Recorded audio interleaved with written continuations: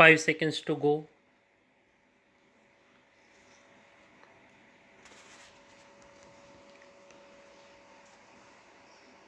Start. Sir, I express my gratitude to the honorable members for the keen interest they had taken in the whole matter and for the many valuable suggestions they have made. Unfortunately, in the limited time at my disposal, I will not be able to refer to every point which has been raised by the honorable members, but I can assure the House through you that all the suggestions which have been made will be given full consideration by the government.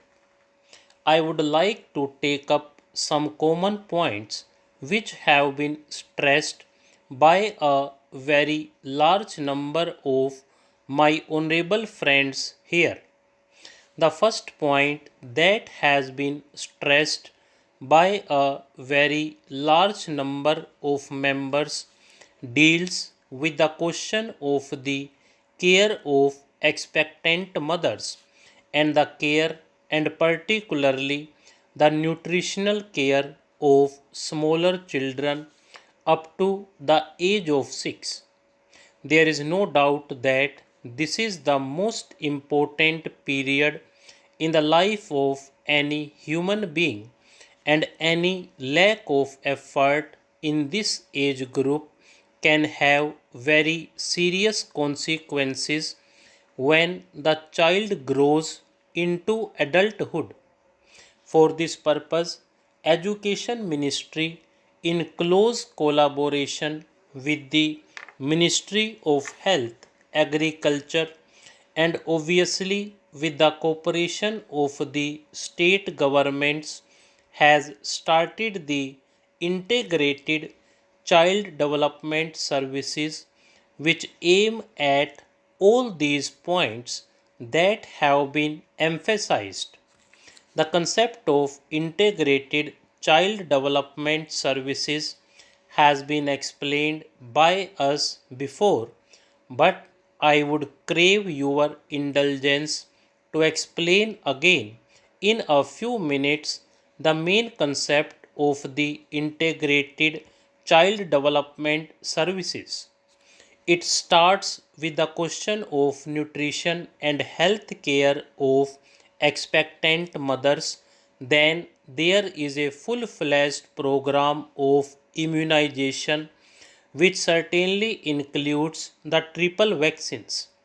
Along with this, there is the question of regular health checkup, referral services, nutritional supplementing measures, and the diet and preschool and formal and informal education.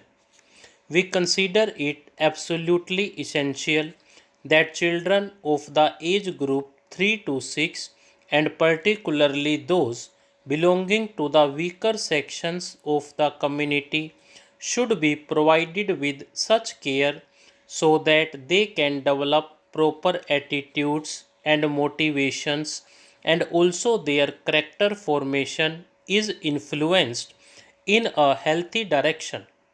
For this purpose, we propose to set up centers as far as possible in close proximity of a primary school to involve elder children, especially girls, to participate in the looking after of the younger babies as a part of their work experience.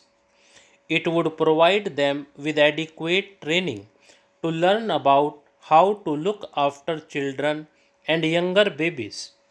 It would also provide assistance to the center's workers and a full fledged training program the workers have to undertake.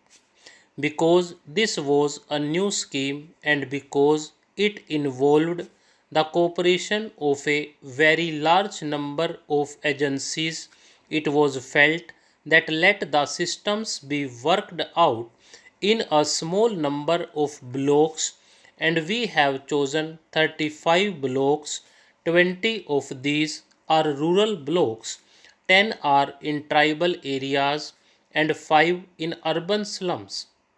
This program is being tried out, and government would like to expand this scheme to a very large number of other blocks so that we are able to cover hopefully by the ninth plan period every block in the country. This is an important scheme whereby the problems of the rural children and the children belonging to the weaker sections of the community would be looked after from the point of view of health, from the point of view of immunization, and from the point of view of what may be called preschool education or attitude formation, and so on. This program, I am glad to say, has evoked proper response from all the ministries of the Government of India and most of the state governments. We felt that an independent agency to monitor this scheme would be extremely useful.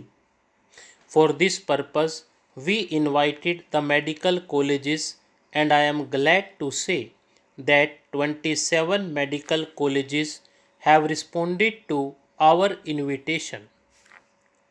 The All India Institute of Medical Sciences in New Delhi is coordinating the work that is being done by the medical colleges for preparing the basic line data about nutrition, about the general health of children and of expectant mothers, and so on.